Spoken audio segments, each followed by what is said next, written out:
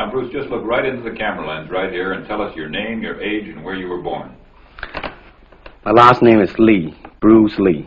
I was born in San Francisco in 1940. I'm 24 right now.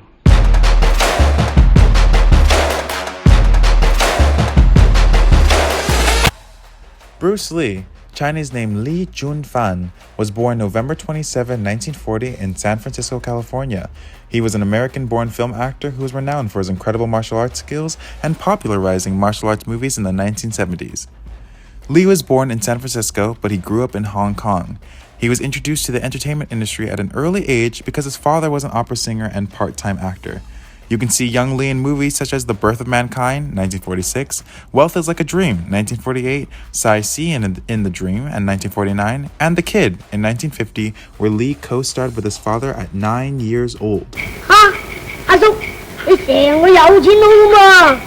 我哋仲話有錢佬，咩有錢佬啊？梗係啦，有錢佬鬧窮鬼，壞蛋，壞蛋，壞蛋。 By the time he was 18, he had appeared in 20 films. When he was a teenager, gangs ruled the city streets in Hong Kong, and Lee was forced to fight them. In order to defend himself, he learned martial arts from the master, Yip Man. His discipline was in Wing Chun Kung Fu, which emphasizes not to use any muscular force but to conjugate with the mind and work it out as the source of power. Things back home escalated, and to save their 18-year-old son from the rough streets of Hong Kong, Bruce Lee's parents sent him back to America. Fun fact, at that time, he also started dance lessons which further refined his footwork and balance, and in 1958, before he left, Lee won the Hong Kong Cha-Cha Championship. Now, back in America, Lee finished high school and studied philosophy and drama at the University of Washington. While in Seattle, he opened his first martial arts school, and in 1964, he relocated to Oakland, California to found a second school. It was about that time he developed his own technique, Jeet Kune Do, the way of the intercepting fist, which is a blend of ancient kung fu, fencing, boxing, and philosophy.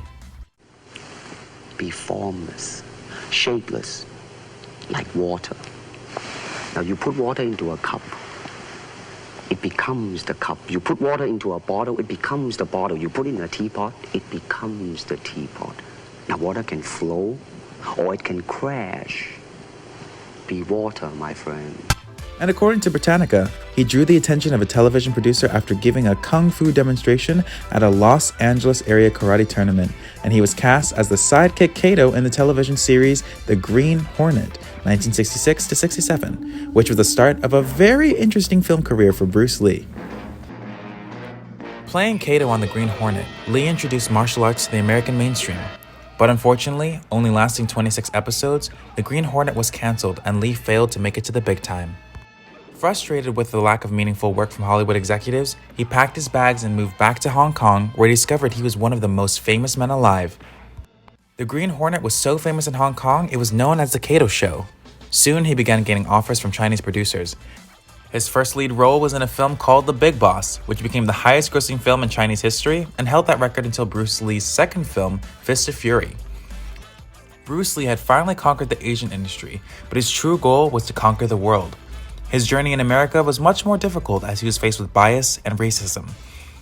After his final Chinese film, Way of the Dragon, which Lee created, directed, played music for, and choreographed, gained much success, he finally got the call from Hollywood and was asked to star in Warner Brothers' new film, Enter the Dragon. Enter the Dragon went on to gain $350 million in box office and topped the movie charts of 1973.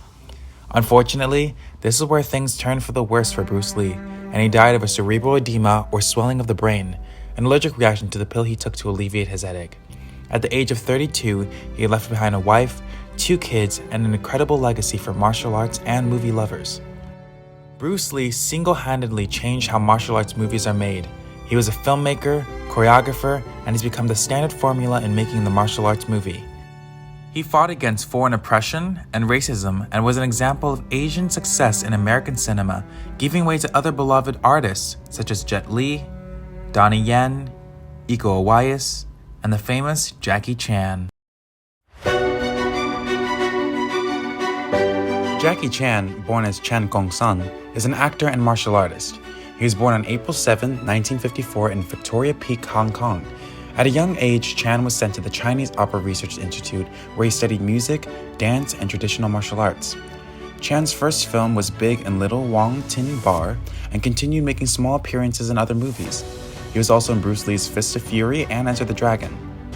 When he was 19 in 1973, he got his first major role, Little Tiger of Canton, and then starred in another movie called All in the Family. In 1976, Chan got the opportunity from the film producer Willie Chan to work in his movie as a stuntman. The film was called New Fist of Fury. The film gave Chan his first starring role in a widely released film, as The Little Tiger of Canton only had a limited release in 1973. The film was a sequel to Bruce Lee's Fist of Fury, one of Lo Wei's biggest successes. Chan had previously appeared in the original Fist of Fury as a stuntman, but the new Fist of Fury was part of Lo's attempt to market Jackie Chan as the new Bruce Lee, and did not contain any of the comedic elements that were to be Chan's career trademark later on. Chan was singled out as a likely successor to Bruce Lee as the new king of Hong Kong cinema. To that end, he starred in a string of kung fu movies with Lo Wei. Most were unsuccessful, and the collaboration ended in the late 1970s. By that time, Chan had decided that he wanted to break out of the Lee mold and create his own image. Blending his martial arts abilities with impressive courage, he insisted on performing all of his own stunts. And his martial arts skill, combined with a natural physical comedy, Chan found his own formula for cinematic gold.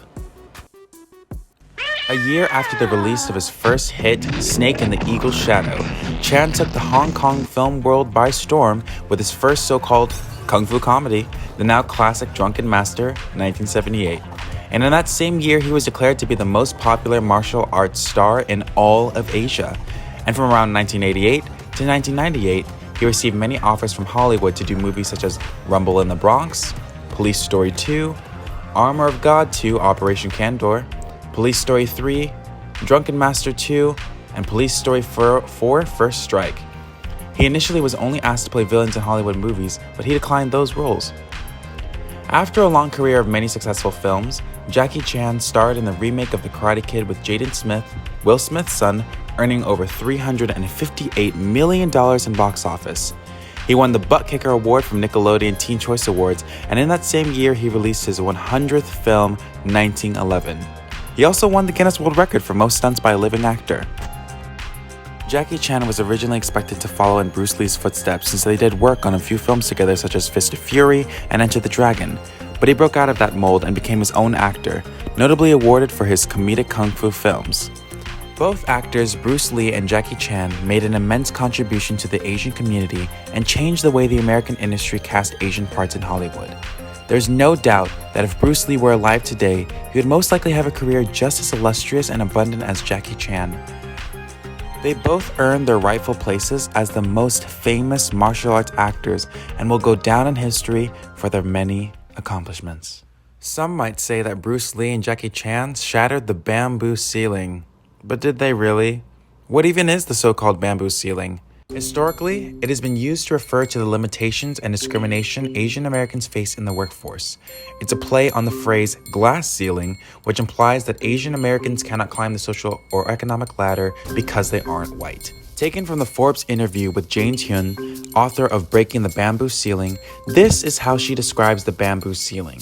I define the bamboo ceiling as a combination of things. It's a combination of individual, cultural, and organizational factors that impede their career progress. In an interview with Tomorrow, she states, "We talked about it being an issue and needed to be something that was kind of a statement. It needed to be a manifesto that this was an issue," she said. The bamboo ceiling is a term still used today because it is not an issue that has been solved. In fact, since the end of many affirmative action programs at the end of the 1990s, there has been sort of a backslide for not just Asians, but African Americans, Latinos, and women in general. Workplaces feel that they don't need to do this anymore, so many Americans assume that the problem has been solved.